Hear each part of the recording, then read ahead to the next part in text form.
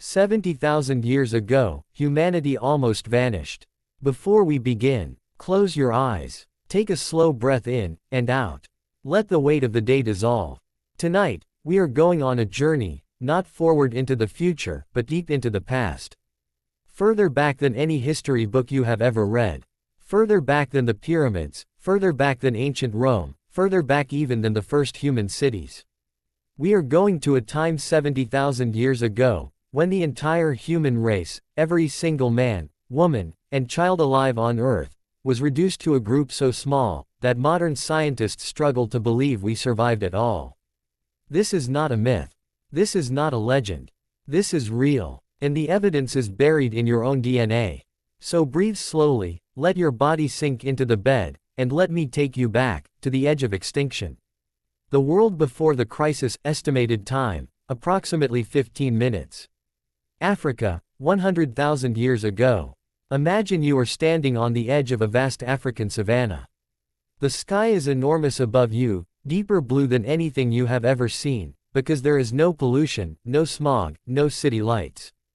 The grass stretches endlessly in every direction, golden and swaying in the warm wind. These are your ancestors, Homo sapiens, modern humans. They look like you. They think like you. They have language, fire, tools, and families. They tell stories at night under stars so bright they look close enough to touch. At this point in history, roughly 100,000 years ago, humans are doing reasonably well. Populations are growing slowly. Small bands of people roam across sub-Saharan Africa, following game, gathering plants, living in a world that is harsh but manageable. There are perhaps a few 100,000 of us at this point. Spread thinly across a continent. Not thriving, but surviving. Not dominant, but present. Quietly, slowly, making our mark on a planet that has no idea we will one day change it forever. And then, something changes. Something deep in the earth. Something so powerful, so catastrophic, that it will nearly erase us from existence. A volcano sleeping in the ground. On the island of Sumatra, in what is today Indonesia, there is a lake. A beautiful, peaceful lake called Lake Toba. It is one of the largest volcanic lakes in the world. Today, tourists visit it. They take photographs. They swim in its cool, clear waters. But beneath that peaceful surface, deep in the earth, something was building. A pressure, a heat, a gathering force that had been accumulating for millions of years. Toba is not just a volcano.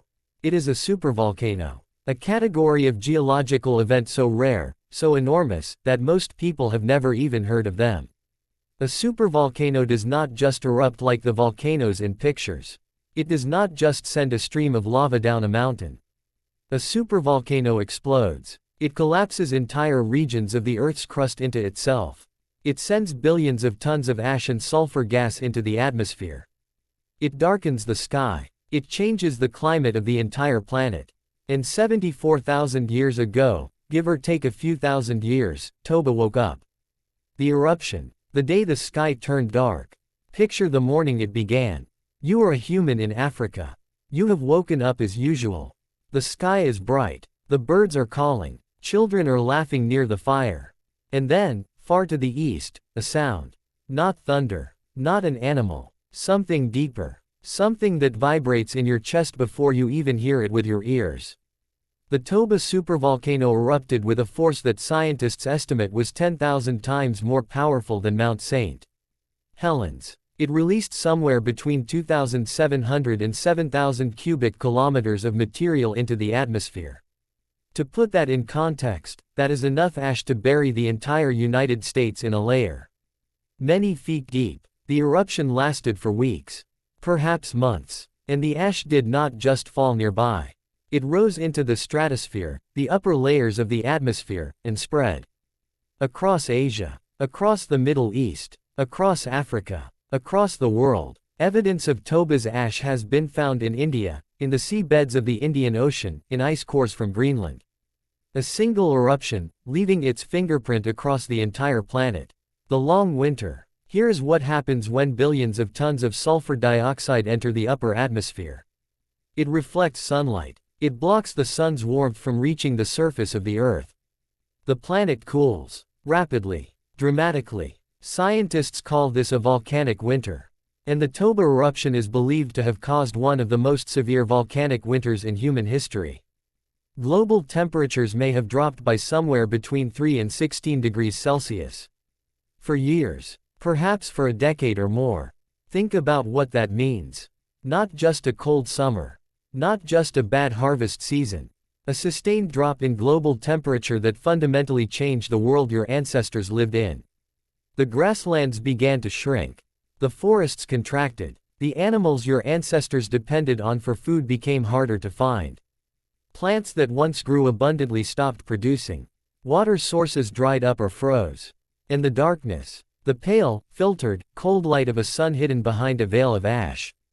Day after day, season after season, a world that felt as if the warmth had been taken from it permanently. Your ancestors did not know what had happened. They had no scientists to explain it. They had no instruments to measure the ash in the sky. They only knew that the world had changed, and it had changed in a way that made everything harder. What the DNA tells us. Now, breathe slowly. You are still here, still safe, still warm. Let that thought comfort you as we continue. Here is where the story gets deeply personal. Because the evidence for what happened next does not come only from rocks or ash layers or ice cores. It comes from you, from inside every cell in your body. In the 1990s and early 2000s, scientists studying human genetic diversity made a strange discovery. When they compared the DNA of people from all around the world, from every continent, every culture, every population, they found something unexpected. Humans are remarkably similar genetically. Far more similar than you would expect for a species that has been around for hundreds of thousands of years. When you compare human genetic diversity to, say, chimpanzees, or even to the diversity within a single troop of gorillas, humans look almost identical to each other. This is deeply strange. It suggests that at some point in our past, the human population experienced what geneticists call a bottleneck. A catastrophic reduction in numbers so severe that the genetic diversity of the entire species was compressed, almost erased. And the timing of this genetic bottleneck, estimated from the molecular clock embedded in our DNA, points directly to approximately 70,000 to 75,000 years ago. Right around the time of the Toba eruption. The survivors. How few were we? Let that number settle gently in your mind. I want you to imagine it slowly, the way you might imagine a dream.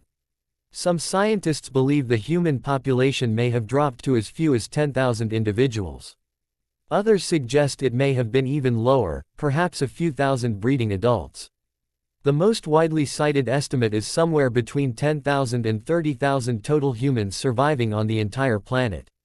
10,000 people, the size of a small town. For the entire human species. Every person alive on Earth today, every human being who has ever lived since that time, is descended from that tiny, fragile, frightened group of survivors. Think of the people you love. Your family, your friends, your neighbors. All of us, the entire 8 billion people on this planet today, trace our ancestry back to a group of individuals so small that in a modern city, they would not fill a single stadium. Where did they survive? So where were they? These last humans, huddled against the cold and the dark and the hunger. The most likely candidates, based on the archaeological and genetic evidence, are refugia, small pockets of relatively stable climate that survived the volcanic winter better than the surrounding world. Some researchers point to coastal areas of southern Africa, particularly along the shores of what is today South Africa. Here, the ocean may have moderated temperatures somewhat. Here, the sea provided food, shellfish, fish, seaweed, that was more reliable than the failing inland ecosystems. There is a cave system along the South African coast, at places like Pinnacle Point and Blombos Cave, that shows continuous human occupation through this period. The people who sheltered there were doing something remarkable. They were surviving, but they were also doing something else. Something that tells us they were still fully human, still thinking, still creating, even in the darkest of times. In these caves, scientists have found evidence of something extraordinary. Ochre, a red mineral pigment, ground into powder and mixed with other materials. Tiny shells with holes drilled through them, as if they were beads for a necklace. Geometric engravings scratched into pieces of rock. These people, standing on the edge of extinction, were making art. The fire that kept them going. Let your breathing slow just a little more. Feel the weight of your body resting. And imagine a fire. A small, warm, orange fire in the mouth of a cave, with the cold dark world outside and a small group of people gathered around its light. This is what kept them alive. Not just the fire itself, though fire was essential for warmth and cooking and driving away predators. What kept them alive was what happened around the fire. Stories, language, memory, community. These survivors had something that no other animal on Earth had ever possessed in the same way. They had the ability to share knowledge across generations. A grandmother could teach a grandchild which plants were poisonous and which were safe. An elder could describe a distant water source that he had visited 30 years ago, information that might save lives in a drought. They could plan. They could imagine a future and work toward it. They could cooperate in ways that went far beyond simple animal instinct. And in those dark, cold years after Toba, these abilities were not luxuries. They were survival tools. The most powerful survival tools any creature had ever evolved. The slow recovery. The world begins to warm. Slowly, over years, over decades, the ash in the atmosphere began to settle. The sky began to brighten. The sun's warmth began to return. It was not a quick recovery. The volcanic winter may have lasted for years. The broader climatic effects may have persisted for centuries. And the ecosystems that had been disrupted, the grasslands, the forests, the animal populations, took time to recover. But recover they did. And as the world slowly warmed, the small bands of surviving humans began to do what humans always do. They spread. They explored. They found new territories and new food sources. They had children. And their children had children. The recovery was slow by human standards, we are talking about thousands of years. But by geological standards, it was remarkably fast. Life, once it has found a foothold, tends to hold on. Out of Africa. And then, sometime between 60,000 and 70,000 years ago, right after the Toba crisis had passed, something remarkable happened. A small group of humans, perhaps just a few hundred individuals, did something that no human had ever successfully done before. They left Africa. We know this from genetics. Every non-African person alive on Earth today descends from this single small group of migrants. Every person of European, Asian, Australian, Pacific Islander, or Native American ancestry traces their lineage back to this one group. This one crossing, this one moment of extraordinary courage or desperation or simple wandering. They crossed the narrow strait at the mouth of the Red Sea, or perhaps traveled along the coast of Arabia, moving slowly eastward. They followed the coastline, living on shellfish and fish and whatever the land provided. And they kept going, over generations, over thousands of years. Slowly, step by step, the descendants of those first migrants spread across Asia, crossed land bridges into Australia and the Americas, climbed into the frozen north. In the span of perhaps 50,000 years, this tiny group of survivors, this remnant of a species that had nearly been erased, had colonized the entire planet. What the journey looked like. I want you to feel the scale of this. Not with numbers, but with images. Imagine a grandmother, sitting at a fire somewhere on the coast of what is today Oman. She has never seen a map. She does not know that she is in a place called Arabia.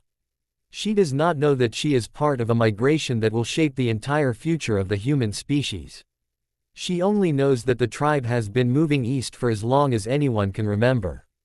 That her grandmother told her stories of the homeland, far to the west, that they left long ago. That the sea is always on one side and the land always on the other, and that they follow the animals and the seasons. Her grandchildren will be born in what is today India. Their grandchildren will be born in Southeast Asia.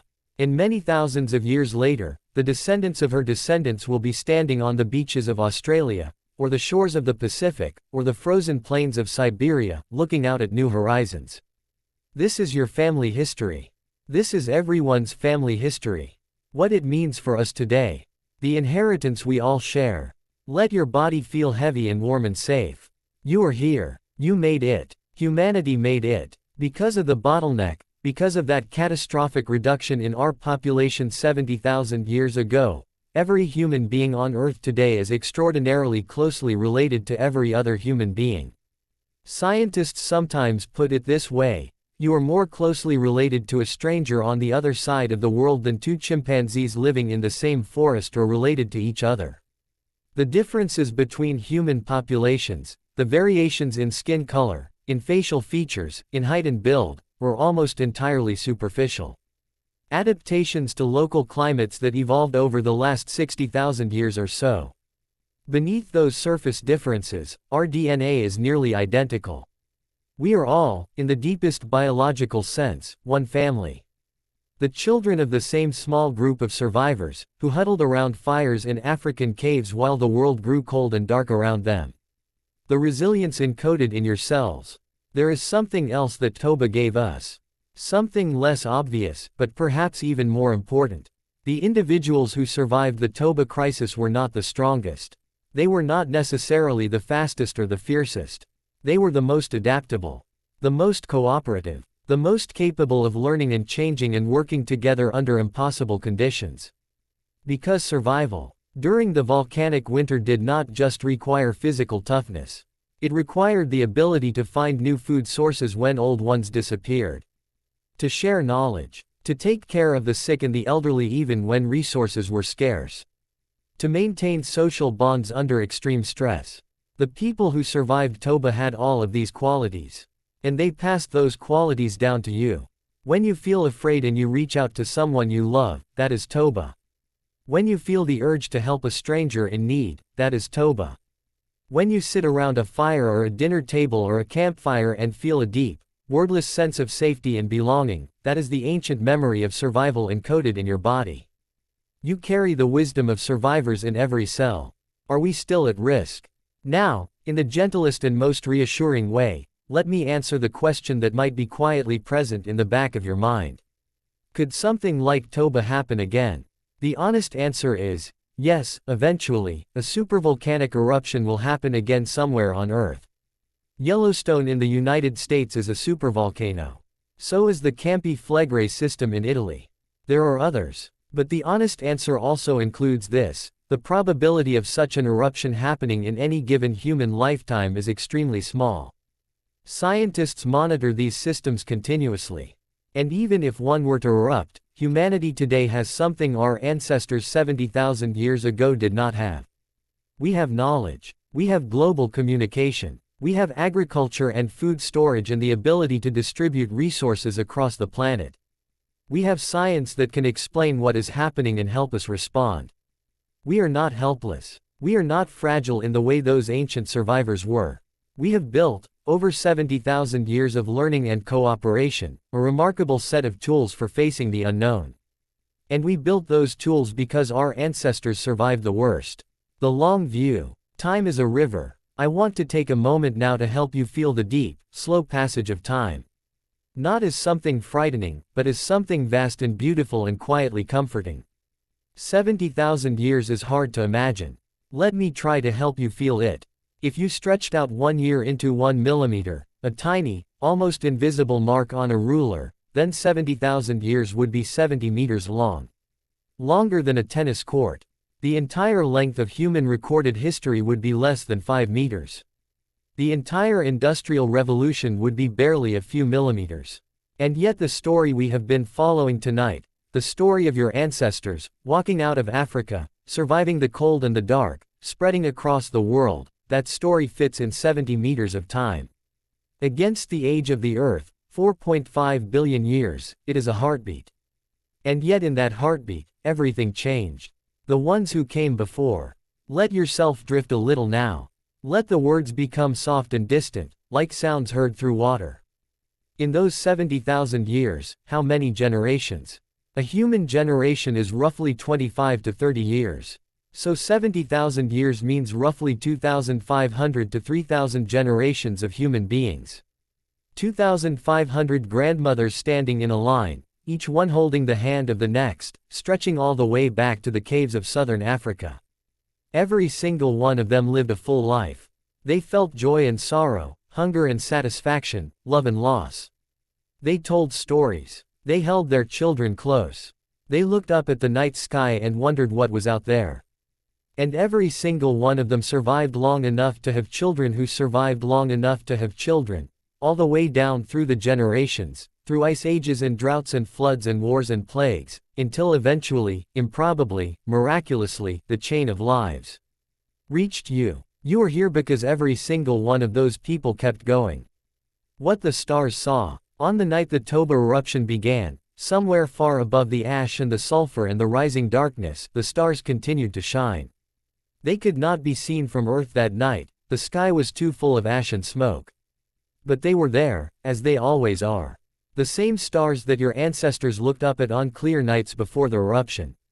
The same stars that guided the first migrants out of Africa and across the world. The same stars that sailors would navigate by, tens of thousands of years later. The same stars that poets and lovers and children have looked up at throughout all of recorded history. The stars do not change on human timescales. They are indifferent to our struggles. But there is a comfort in that indifference. The universe did not particularly care whether humanity survived Toba. And yet we did. We survived not because the universe wanted us to. We survived because of each other. Because of cooperation, and intelligence, and love, and the simple stubborn refusal to stop. Coming back to now, the world outside your window. Slowly now, very slowly, begin to let the story rest. Like a book being gently closed. Like a fire burning low and warm and safe. The world outside your window tonight is full of people. Each of them carrying the same ancient inheritance that you carry. Each of them the product of 70,000 years of survival and adaptation and love. The stranger on the bus tomorrow morning. The colleague you have never spoken to. The person in a country you have never visited, speaking a language you do not understand. All of them cousins. All of them survivors. All of them here because the chain held. There is something quietly wonderful about that. In a world that can sometimes feel divided and difficult and frightening, there is this deep biological truth: we are one family.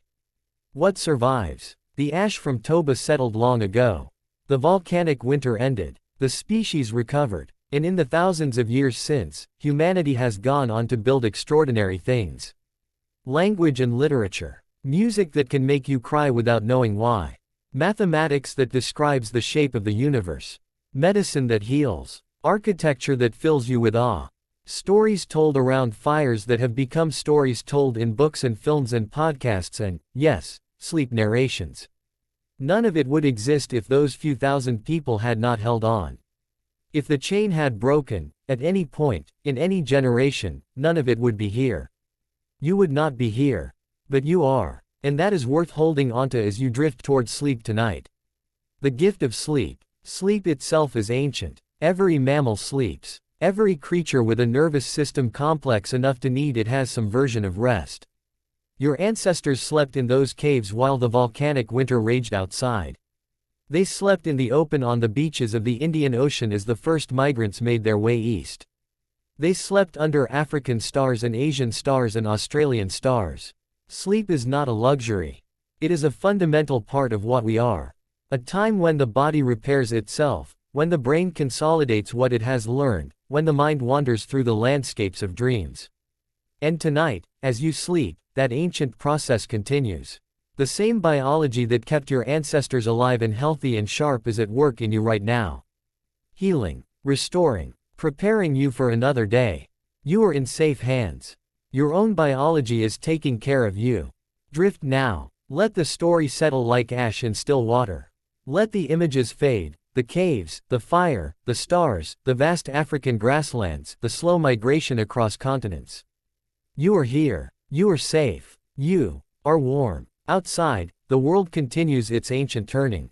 The stars wheel slowly overhead, indifferent and beautiful. The planet breathes in its long, slow way. And you, the end of an unbroken chain stretching back 70,000 years, you are allowed to rest now. Let your thoughts grow soft.